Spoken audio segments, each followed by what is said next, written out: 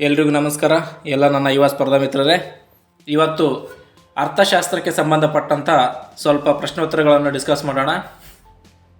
ಮೊದಲನೇ ಪ್ರಶ್ನೆ, ಎಕನಾಮಿಕ್ಸ್ ಎಂಬ ಪದವು ಯಾವ ಭಾಷೆಯಿಂದ ಬಂದಿದೆ? ಎಕನಾಮಿಕ್ಸ್ ಎಂಬ ಪದವು ಗ್ರೀಕ್ ಭಾಷೆಯಿಂದ ಬಂದಿದೆ. ಎರಡನೇ ಕ್ವಶನ್, ಅರ್ಥಶಾಸ್ತ್ರ ಎಂಬ ಪದವನ್ನು ಮೊದಲು ಪರಿಚಯಿಸಿದವರು ಯಾರು ಅಂತ ಕೇಳಿದ್ದಾರೆ. ಆಲ್ಫ್ರೆಡ್ ಮಾರ್ಷಲ್ ರವರು ಮೊದಲು ಅರ್ಥಶಾಸ್ತ್ರ ಎಂಬ ಪದವನ್ನು ಪರಿಚಯಿಸಿದರು. ಮೂರನೇ ಕ್ವಶನ್, ಭಾರತದ ಅರ್ಥಶಾಸ್ತ್ರದ ಪಿತಾಮಹ ಮತ್ತು ಪ್ರಾಚೀನ ಅರ್ಥಶಾಸ್ತ್ರದ ಪಿತಾಮಹ ಎಂದು ಯಾರನ್ನು ಕರೆಯುತ್ತಾರೆ? ಕೌಟಿಲ್ಯ ಅವರನ್ನು ಕರೆಯುತ್ತಾರೆ. ದ ವೆಲ್ತ್ ಆಫ್ ನೇಷನ್ ಎಂಬ ಕೃತಿಯನ್ನು ರಚಿಸಿದವರು ಯಾರು? ಆಡಮ್ ಸ್ಮಿತ್ ಅವರ ಕೃತಿಯಾಗಿದೆ. ಇವರನ್ನು ಅರ್ಥಶಾಸ್ತ್ರದ ಪಿತಾಮಹ ಎಂದು ಕೂಡ ಕರೆಯುತ್ತಾರೆ. UNDPಯ ವಿಸ್ತೃತ ರೂಪ ಏನಂತ ಕೇಳಿದರೆ ಯುನೈಟೆಡ್ ನೇಷನ್ಸ್ ಡೆವಲಪ್ಮೆಂಟ್ ಪ್ರೋಗ್ರಾಮ್. ಇದು UNDPಯ ವಿಸ್ತೃತ ರೂಪವಾಗಿದೆ. ಭಾರತದ ವೃದ್ಧ ಪಿತಾಮಹ ಎಂದು ಯಾರನ್ನು ಕರೆಯುತ್ತಾರೆ? ದಾದಾಬಾಯಿ ನವರೋಜಿ ಅವರನ್ನು ಭಾರತದ ವೃದ್ಧ ಪಿತಾಮಹ ಎಂದು ಕರೆಯುತ್ತಾರೆ.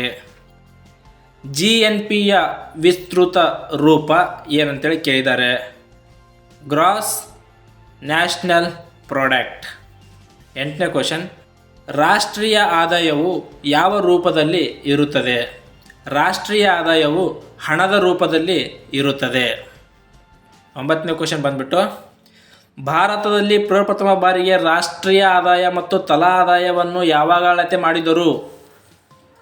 1868ರಲ್ಲಿ ಪ್ರಪ್ರಥಮ ಬಾರಿಗೆ ತಲಾ ಆದಾಯ ಮತ್ತು ರಾಷ್ಟ್ರೀಯ ಆದಾಯವನ್ನು ಅಳತೆ ಮಾಡಿದರು. 10ನೇ ಕ್ವಶನ್, ಕರ್ನಾಟಕದಲ್ಲಿ ಸೇವಾ ವಲಯ ಮತ್ತು ಕೈಗಾರಿಕಾ ವಲಯದಲ್ಲಿ ಅತಿ ಹೆಚ್ಚು ಕೊಡುಗೆ ನೀಡುತ್ತಿರುವ ಜಿಲ್ಲೆ ಯಾವುದಂತ ಕೇಳಿದ್ದಾರೆ. ಇದು ನಮ್ಮ ಬೆಂಗಳೂರು ನಗರವು ಅತಿ ಹೆಚ್ಚು ಸೇವಾ ವಲಯ ಮತ್ತು ಕೈಗಾರಿಕಾ ವಲಯದಲ್ಲಿ ಅತಿ ಹೆಚ್ಚು ಕೊಡುಗೆ ನೀಡುತ್ತಿರುವ ಜಿಲ್ಲೆಯಾಗಿದೆ. ಇವತ್ತು ಈ ಅರ್ಥಶಾಸ್ತ್ರಕ್ಕೆ ಸಂಬಂಧಪಟ್ಟಂಥ ಕ್ವಶನ್ಗಳನ್ನು ಡಿಸ್ಕಸ್ ಮಾಡಿದ್ದೀವಿ. ಮುಂದೆ ಬರುವಂತಹ ಕ್ಲಾಸ್ನಲ್ಲಿ ಇನ್ನೂ ಹೆಚ್ಚಿನ ಕ್ವಶನ್ಗಳನ್ನು ಡಿಸ್ಕಸ್ ಮಾಡೋಣ. ಇದೇ ಥರ ನಿಮ್ಮ ಸಪೋರ್ಟ್ ಹೀಗೆ ಇರಲಿ ಅಂತೇಳಿ ಕೇಳಿಕೊಳ್ತೇನೆ.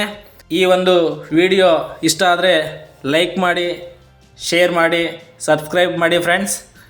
ಇನ್ನು ಮುಂದೆ ಬರುವ ವಿಡಿಯೋಗಳನ್ನು ಇನ್ನೂ ಹೆಚ್ಚಿನ ಕ್ಲಾಸ್ನಲ್ಲಿ ಹೆಚ್ಚಿನ ಕ್ವಶನನ್ನು ನೋಡೋಣ. ಎಲ್ರಿಗೂ ಧನ್ಯವಾದಗಳು. All the best. Thank you.